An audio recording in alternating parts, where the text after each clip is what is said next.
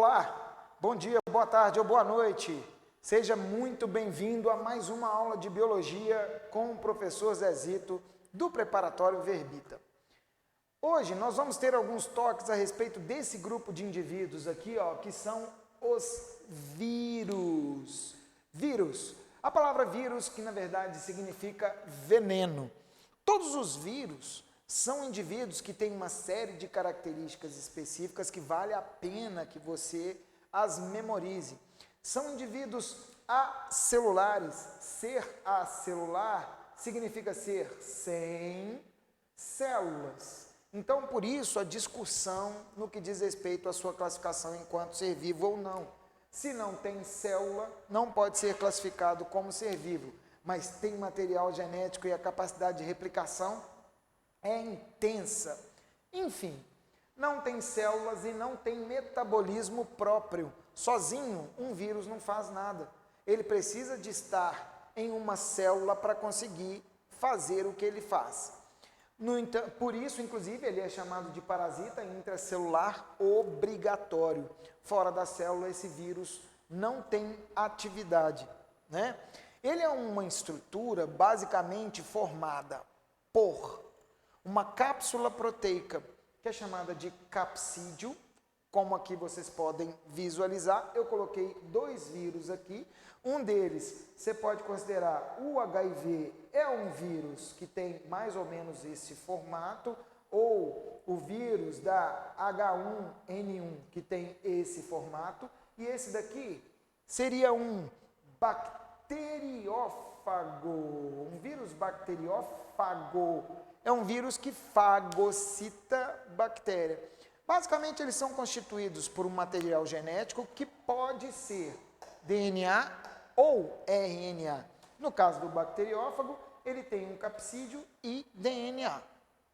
No vírus causador da AIDS ou o H1N1, a gripe aí, né, que já foi um processo pandêmico também que já aconteceu no mundo, a gente percebe que ele, além do capsídio, que é essa estrutura em azul, e material genético sendo RNA, ele vai ter uma estrutura chamada de envelope viral. Esse envelope viral é uma estrutura lipoproteica, muito semelhante, inclusive, à membrana plasmática.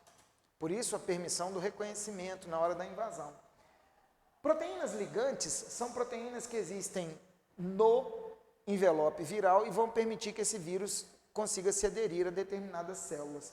Eu coloquei H e N aqui para demonstrar para vocês o porquê do vírus que é o H1N1.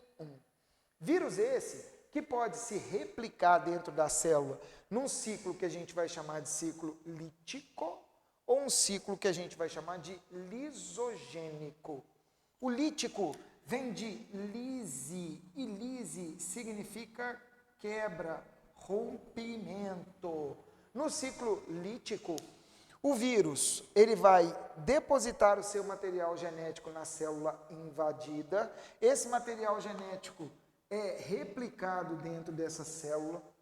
A célula meio que é escravizada, replica o material genético do vírus. Ele utiliza ribossomos dessa célula invadida, produz novas proteínas virais e vários vírus são produzidos.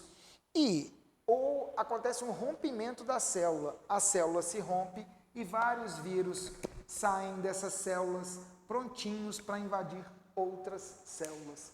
Esse ciclo é chamado de ciclo lítico. Bom, pode acontecer em alguns momentos algumas estratégias virais e dentre elas nós poderíamos destacar o outro ciclo que é o lisogênico.